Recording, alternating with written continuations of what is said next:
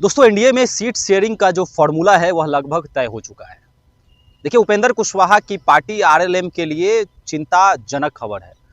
उपेंद्र कुशवाहा की पार्टी को बेहद कम सीटें मिलने जा रही हैं। अब कितने मिलेंगी, बातचीत भी करेंगे, जानेंगे भी, चर्चा भी करेंगे। चर्चा यह है कि उपेंद्र कुशवाहा की पार्टी जो है वह लगभग 20 से अधिक सीटों पर तैयार कर रही थी, लेकिन अब महज 2 से 3 सीट जो है उपेंद्र कुशवाहा की पार्टी को मिलने जा रही है। अब उनकी पार्टी इससे कितनी खुश है, बातचीत करेंगे। मेरे साथ मगही न्यूज के फाउंडर निष्कांत जी हैं।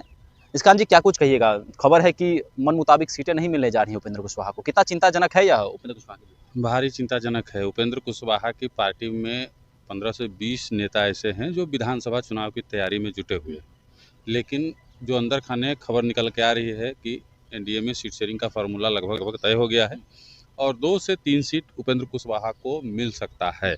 और इससे अधिक अगर सीटें मिली, मान लीजिए 5 सीट मिल गई उपेंद्र कुशवाहा को खुश करने के लिए, तो 2 सीट जो होगा, 3 सीटों पे उपेंद्र कुशवाहा की मर्जी के कैंडिडेट हो सकते हैं और बाकी जो 2 सीटें बचेगी उस पर एनडीए गठबंधन के किसी और घटक दल के या जिनकी सीटें काट करके उपेंद्र कुशवाहा को बढ़ाई जाएंगी, वो जदयू हों या फिर आपके ये बीजेपी हों, उनके कैंडिडेट चुनाव लड़ेंगे। तो ये बेहद ही चिंताजनक खबर उपेंद्र कुशवाहा की पार्टी के लिए है। बहुत सारे सवाल भी उठते हैं कि जो नेता तैयारी कर रहे हैं वो क्या करेंगे, या फिर मान लीजिए उपेंद्र कुशवाहा 2 से 3 सीटों पे मान जाएंगे, ये भी बहुत बड़ा सवाल है। तो इन सभी चीज़ों को देखते हुए अभी लग रहा है कि एनडीए में कुछ घमासान आने वाले दिनों में, हालांकि ये ऑपरेशन सिंदूर और भारत पाकिस्तान का जो युद्ध है उसके चलते अभी मामला जो है ठंडे बस्ते में है, लेकिन बहुत जल्दी आने वाले समय में ये चीज़ें पटल पे आएंगी और आपको दिखना भी शुरू हो जाएगा कि क्या कुछ घटनाक्रम, क्या कुछ अंदर खाने, क्या कुछ चर्चाएं जो चलेगी, वो कुछ चर्चा बाहर भी निकल के आ सकती है, पटल पे भी आ सकती है। बहुत चीज़ अभी देखनी आपको मिलेगी। अच्छा, कारण क्या है? क्या उपेंद्र कुशवाहा जो है वह कुशवाहा समाज का वोट ट्रांसफर नहीं करवा पा रहे हैं? क्या काराकाट लोकसभा चुनाव के मद्देनजर रखते हुए, उसको देखते हुए, जिस प्रकार काराकाट लोकसभा में उपेंद्र कुशवाहा तीसरे पायदान पर चले गए, तीसरे स्थान पर चले गए, तो क्या यह सबसे बड़ी वजह है उपेंद्र कुशवाहा को लेकर? देखिए, मेरे ख्याल से उपेंद्र कुशवाहा जैसे नेता जिनको नीतीश कुमार ने सब कुछ दिया, मान सम्मान सब कुछ दिया, लेकिन अपनी महत्वाकांक्षा की पूर्ति के लिए नीतीश कुमार से अलग हुए और अलग होने के बाद एक तरह से कह लीजिए उनको डगरा का बैंगन जिसको बोलते हैं, मगही में कहावत है, उपेंद्र कुशवाहा डगरा का बैंगन हो गए। अपनी पार्टी का निर्माण किए, वहाँ भी कुछ विशेष नहीं कर पाए, कोई कुछ नहीं हुआ, कुछ नहीं हो पाया, नथिंग। उसके बाद जदयू में फिर से विलय कर लिए, अपनी पार्टी को विलय कर लिए थे, तो वहाँ भी इनको अस्थिर से रहना चाहिए था, नीतीश कुमार के फैसलों पे भरोसा करना चाहिए था। लेकिन जैसे ही नीतीश कुमार महागठबंधन में शामिल हुए तो वो अलग हो गए कि नहीं भाई, हम एनडीए के साथ रहेंगे, एनडीए के साथ रहेंगे, एनडीए के साथ रहेंगे, मतलब बीजेपी के साथ रहेंगे, हमारा बड़का भाई बीजेपी है। अलग होकर आरएलएम बना लिए। आरएलएम बनाए, आरएलएम बनाने के पहले नीतीश कुमार एनडीए में शामिल हो गए, ठीक है। फिर वहाँ उनका ही वही हो गया स्थिति जो पहले था नीतीश कुमार के समय में। तो डगरा का बैंगन है। और दूसरी बात है कि लोकसभा चुनाव में ही आप देख लीजिए, काराकाट सीट कुशवाहा बाहुल्य क्षेत्र है, कुशवाहा बाहुल्य क्षेत्र में उनको करारी शिकस्त का सामना करना पड़ा। तो कहीं ना कहीं ये बात में भी तो सच्चाई है कि कुशवाहा समाज का वोट ट्रांसफर नहीं करवा पाए।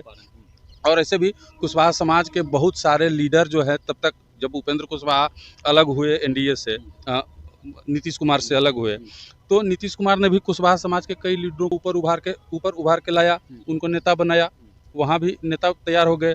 उपेंद्र कुशवाहा समाज के नेता बीजेपी में भी कुशवाहा समाज के नेता को जो है ऊपर की पंक्ति पे लेके आ गए। सम्राट चौधरी जैसे नेता हैं, जिनको अब उप मुख्यमंत्री हैं बिहार के, कद्दावर प्रदेश अध्यक्ष बना दिया गया। तो कहीं ना कहीं कुशवाहा समाज जो है अपना भविष्य, सम्राट चौधरी, उमेश कुशवाहा या अन्य भी जो नेता हैं, जदयू में भगवान सिंह कुशवाहा हैं, तो इन लोगों में अपना भविष्य तलाशने लगा। और उपेंद्र कुशवाहा जो कहा जाता था कि लवकुश समीकरण के दूसरे नीतीश कुमार के छोटे भाई हैं, नीतीश कुमार के सहोदर हैं, नीतीश राम हैं, तो उपेंद्र कुशवाहा लक्ष्मण हैं। कहीं ना कहीं ये राम लक्ष्मण वाला जोड़ी टूट गया, ठीक है। और कुशवाहा समाज इनसे छिटक के आरजेडी में भी चला गया, महागठबंधन की तरफ भी रुख कर लिया। जो पिछले लोकसभा चुनाव में देखे तो कहीं ना कहीं तमाम कैलकुलेशन अगर आप कीजिएगा तो ये महसूस होगा आपको कि उपेंद्र कुशवाहा में अब वो बात नहीं रही जो 2010 में, 2005 में था अब उपेंद्र कुशवाहा वो पहले वाले उपेंद्र कुशवाहा नहीं रहे। तो नहीं रहे तो लाजिमी बात है कि आप में अगर कुछ क्वालिटी नहीं रहेगा, ठीक है, तो आपको कोई नहीं पूछेगा। आपको लोकसभा हार गए, ठीक है, आपको राज्यसभा भेज दिया गया, पैचअप कर दिया गया, चलिए भाई रहिए यहीं पे रहिए, पकड़ के भैया है कि करबो, चलो नहीं तो राज्यसभा भेज देवे, ये वाला कंडीशन था वहाँ पे। तो अब विधानसभा गया, अब जान रहा है कि इनमें वोट ट्रांसफर का क्षमता है नहीं। तमाम जो जदयू है, बीजेपी है, तमाम जो पार्टियां हैं जान रही है कि वोट ट्रांसफर का इनमें कोई भी क्षमता है नहीं, कुछ भी कर नहीं सकते हैं हमारे लिए। तो 2-3 सीट दे देगा अपना, आराम से आपको रहना है, राजनीति में टिके रहना है, तो आराम से अपना 2-3 आदमी को जिताइए, जिसको जिताना है, चचा को, भतीजा को, मौसा को, चाचा को। अच्छा, क्या यही चिंता है कि उपेंद्र कुशवाहा नीतीश कुमार से भी हाल ही में उन्होंने मुलाकात की है, तो यही चिंता है जो तस्वीर सामने आई थी, नीतीश कुमार से बड़े गर्मजोशी से मिल रहे थे उपेंद्र कुशवाहा, तो क्या आशीर्वाद फिर से नीतीश कुमार को मिलेगा? भले ही उपेंद्र कुशवाहा ने नीतीश कुमार को कितना भी झटका दिया हो, कितना धोखा दिया हो, तो क्या नीतीश कुमार एक बार फिर से कुछ विचार कर सकते हैं आगे चलकर? हम जहाँ तक जानते हैं नीतीश कुमार उपेंद्र कुशवाहा को खूब मानते हैं शुरू से। नीतीश कुमार उपेंद्र कुशवाहा को छोटे भाई सही में मानते हैं और उनको उस तरीके का मान सम्मान भी दिया।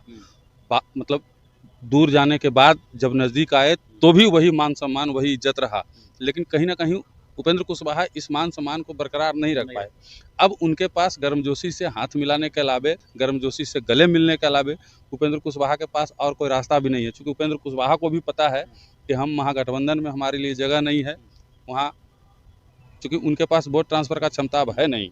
अब उनको कुशवाहा समाज नेता मानता है नहीं, अब सिर्फ वो एगो हुआ है, ठीक है, उपेंद्र कुशवाहा में राज्यसभा में है, सिक्योरिटी मिलल है, घूम रहे हैं, उनके पास कुछ बचा नहीं है।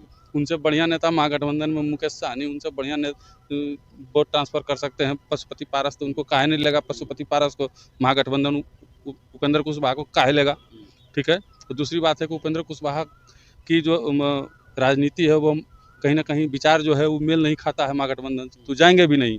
और यहाँ इनको अब इससे ज़्यादा वजन, इससे ज़्यादा भाव मिलेगा नहीं, तो अब उनकी राजनीति जो है पतन की तरफ है और बने रहें राजनीति में, यही उनके लिए बहुत बड़ी बात होगी मेरे लिए। हालांकि दशा और दिशा कोई नहीं जानता है कब आदमी का बदल जाता है, हो सकता है उपेंद्र कुशवाहा का अभी दशा खराब चल रहा हो, शनि जो है कुचक्र में फंस गए हों, तो आगे जाके क्या होगा कहना मुश्किल है। लेकिन फिलहाल जो समीकरण है, जो स्थितियां हैं, उसको देखते हुए यही कह सकते हैं कि उपेंद्र कुशवाहा में पहले जैसी बात नहीं है, उनमें वोट ट्रांसफरिंग का कोई क्षमता नहीं है, कुछ मदद नहीं कर पाएंगे एनडीए को। उससे बड़े बड़े कुशवाहा नेता एनडीए में ऑलरेडी पहले से मौजूद हैं।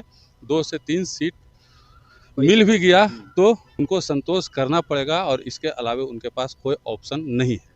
चलिए, तो क्या उपेंद्र कुशवाहा को 2 से 3 सीटों पर ही संतोष करना पड़ेगा और क्या पहले वाले उपेंद्र कुशवाहा अब उपेंद्र कुशवाहा नहीं रहे?